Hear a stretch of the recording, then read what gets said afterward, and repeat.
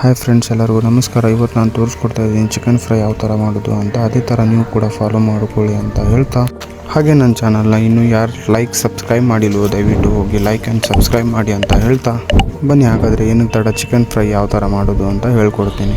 1.5 glass ನೀರು ಹಾಕ್ಕೊಳ್ಳಿ.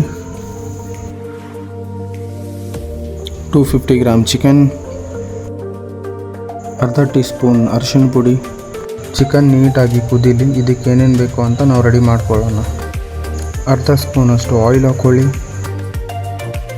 4 cut ಮಾಡ್ಕೊಂಡಿರೋ ಮೆಣಸಿನ್ಕಾಯಿನ ಹಾಕ್ಕೊಳ್ಳಿ. ಮೆಣಸಿನ್ಕಾಯಿನ ಚೆನ್ನಾಗಿ ಫ್ರೈ ಮಾಡ್ಕೊಳ್ಳಿ.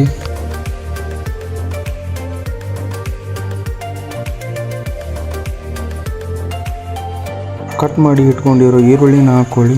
ಒಂದೇ ಸಾಕು, ಜಾಸ್ತಿ ಹಾಕಿದರೆ ಚೆನ್ನಾಗಿ ಅನಿಸಲ್ಲ ಗ್ರೇವಿ. ಅದಾದಮೇಲೆ ಒಂದು ಅರ್ಧ ಟೊಮಾಟೊ ಚೆನ್ನಾಗಿ ಫ್ರೈ ಮಾಡ್ಕೊಳ್ಳಿ.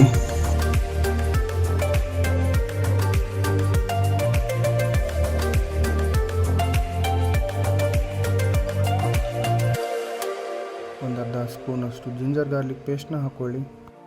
ಒಂದು ಸ್ವಲ್ಪ ಅರಿಶಿನ ಹಾಕ್ಕೊಳ್ಳಿ, ಜಾಸ್ತಿ ಬೇಡ, ಯಾಕಂದರೆ ನಾವು ಚಿಕನಲ್ಲಿ ಆ್ಯಡ್ ಮಾಡಿರ್ತೀವಲ್ವ ಅದಕ್ಕೆ. ರುಚಿಗೆ ತಕ್ಕಷ್ಟು ಉಪ್ಪು, 2 ಸ್ಪೂನ್ದಷ್ಟು ಖಾರದ ಪುಡಿನ ಹಾಕ್ಕೊಳ್ಳಿ.